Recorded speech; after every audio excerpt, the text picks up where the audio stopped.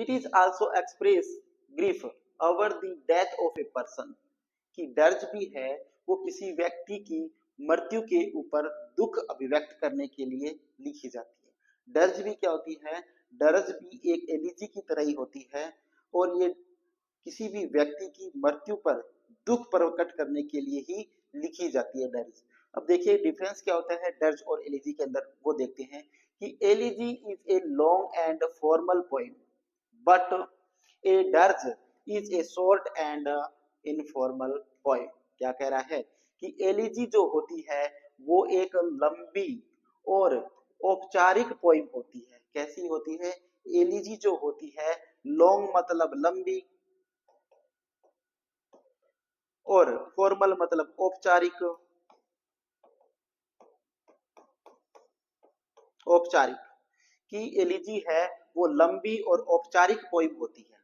But किंतु परंतु लेकिन दर्ज जो होती है वो एक छोटी, क्या होती है, छोटी और एक इनफॉर्मल मतलब अनौपचारिक, अनौपचारिक, अनौपचारिक क्या होती है, पोइम होती है। देखिए डिफरेंस क्या है, ये क्वेश्चन आपसे पूछा जा सकता है कि आपसे डिफरेंस पूछा जा सकता है कि एलिजी और दर्ज में क्या डिफरेंस होता है। तो एलिजी और दर्ज में क्या डिफरेंस होता है कि जो एलिजी जो होती है दोस्तों, ये एलिजी होती है, ये क्या होती है, एक तो ये लॉन्ग होती है, कैसी होती है, लॉन्ग पोइम होती है, और दूसरी क्या होती है, ये फॉर्मल होती है। क्या होती है, फॉर्मल होती है।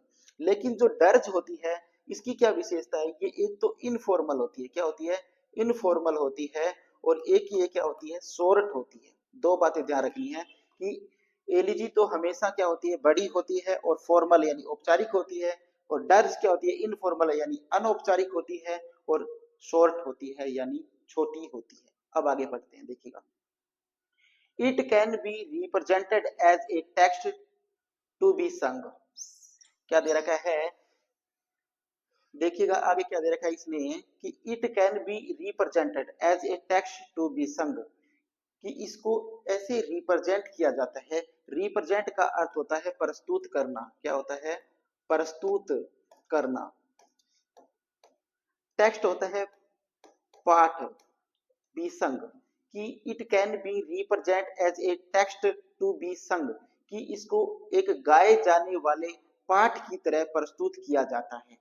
दर्ज को कैसे प्रस्तुत किया जाता है, एक गाए जाने वाले पाठ के तौर पर इसको क्या किया जाता है, प्रस्तुत किया जाता है। तो ये क्वेश्चन भी यहाँ पर बन सकता है कि दर्ज को किस प्रकार रिप्रेजेंट किया जाता है, तो उसे किया जाता है टेक्स्ट टू बी संग के रूप में, यानी एक पाठ के रूप में, इसको गाए जाने वाले पाठ के रूप में प्रस्तुत किया जाता है।